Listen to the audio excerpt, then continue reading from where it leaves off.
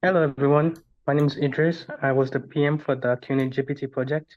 Hey everyone, my name is Jack. I was the front end developer for this project. Hello, my name is Harmaine, and I was one of the front end developers on this team for CUNYGPT. Unfortunately, I could not make it for the live presentation due to some scheduling conflicts, but I did want to come in here and talk about my part in the team as well as the amazing time I had working with the team for CUNYGPT. As a front end developer, I was responsible for working with React and Next.js to create the landing page that you see. I worked on some of the animations of the Particles.js library, as well as the tiny typing animation that you see on the screen.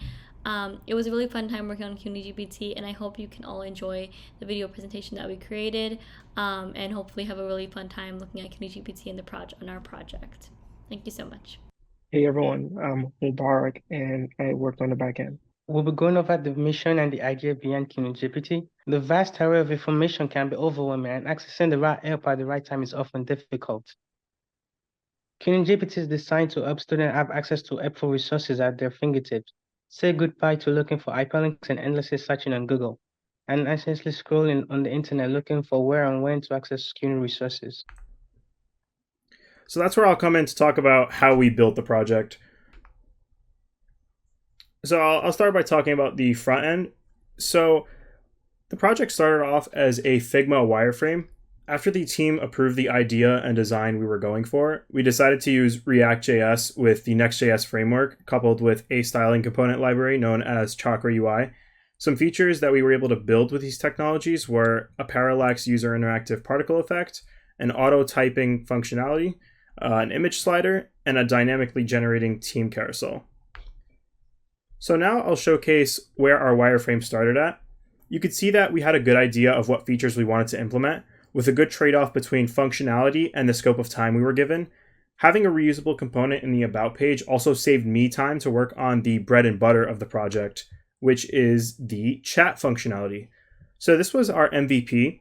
Ideally, when you load into the page, this modal component on the right side of the screen right here would pop up, and you would enter some basic school information, which would be fed into the AI for context. And on the left side, you could see three tabs of general information, the left being tips and tricks on how to use the chatbot, the middle being the chat itself, and the right being messages that you could save. And now to talk about the backend development, we have our backend engineer, Mubarak. Using our backend technologies such as Python, MongoDB, Atlas, and OpenAI, our backend developers built a robust backend system. Using Python with Selenium and Pandas, they handled data extraction and cleaning, and then MongoDB Atlas was used as the vector databases, while OpenAI generated embeddings for each data entry. LangChain was implemented for retrieval augmented generation and contextual responses, and Vercel's AI SDK was integrated to enable chat capabilities. So this is the process of the chat. When a user types a message and sends it to the chatbot, each message is sent by the user as an API request to our backend.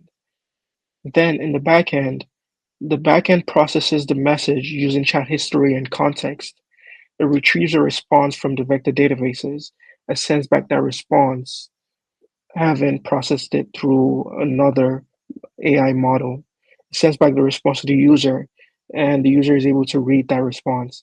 And since React was using the front end, updating the chat interface was very straightforward. We used our state variables to hold on to the state of each text, and then the variables were sent to the backend for processing.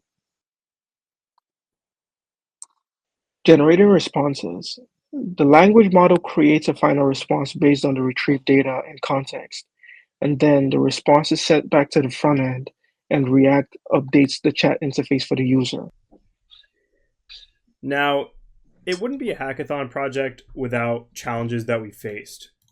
So, to give a brief project overview, we initially started the project off in React, but Mubarak advised us to switch into Vite, attempting to make a smoother connection into the backend. A few days before the project was concluded, we ultimately decided to switch the project into Next.js, but that ultimately ended up causing some issues on the front end. but me and our other front-end developer, Harmain, was able to reformat and get the front end working properly again. All right, so here is our landing page. I will be going over the front end. So this particle effect that you see here, along with the robot, was developed by Harmain. If you actually click on the particles, you'll see that we also have some UI with that as well. She was responsible for importing the particle library and creating the component, as well as the typing animation that was created with React type animation package. Below that, we have 2 image sliders configured with the React Slick package. This cycles between 25 plus Cuny schools, and since we have so many, I decided to include 2 of them, with one of them displaying from left to right and vice versa. Now, moving down the page, we also have a problem and solution cards. The stat circle effect you see here was also created by Harmain along with the solution card. Now, where my role came into play was taking all the components that Harmain created and piecing it together into one page. Now, I made all the particle effects have a certain height, with the rest of the page having a neutral white background. The image carousels also have a white gradient effect to visualize a fade-out visual, and when you hover over any image, you'll see that it goes from black and white into full color. And finally, we have the 2 boxes with the problem and solution. You'll see that it's one box and another box behind that, but the second box is rotated a little bit following the Cuny color scheme, and this just allows a simple UI. Now we can move on to the About page. So the About page has a pretty similar layout. Beyond the particles effect, we have the reusable component I mentioned earlier. By entering the parameters of an image, your name, school, a short bio, and your social medias, we're able to populate this page with as many team members as we want in our team. Clicking each social media will redirect you appropriately.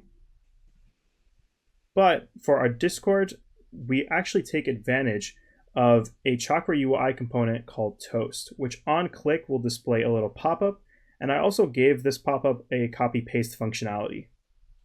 Now, moving on to the bread and butter of the project, we have, of course, the chat page.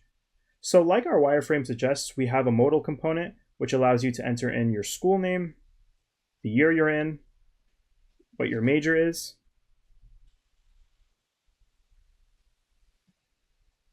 the status of your enrollment, the borough you're in, and the most important, the AI context that you're speaking to. To start, we'll have the academic and career resources.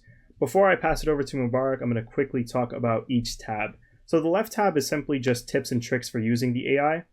The middle tab is, of course, the chat. Something I quickly want to showcase is this plus button. If you press the plus button, the message in the current context will be sent over to the right tab. And if you click any message on the right tab, the same Chakra UI Toast component will be popped up again, and that message will be copied to your clipboard for future use. Now, for the rest of the chat page, I'm going to pass it over to Mubarak. To implement the chat interface and provide a user with contextually relevant responses, I use the Vercel AI SDK NPM package together with React to manage the chat interface and keep track of the messages shared. When the user sends a message, a request is sent to the backend, and the request includes the context in which the user needs a response, as well as the question that the user asks the chatbot. When the request is received in the backend API route, the user's message is embedded, and then a custom retriever is used to retrieve relevant data from the database by performing a vector search against the database using our embedded message as a query vector.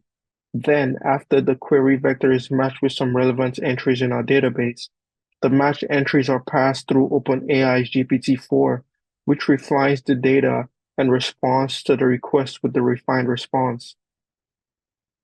This workflow helps ensure that the backend is able to retrieve relevant data pertaining to a user's request and responds with relevant information which we scraped and added to our database.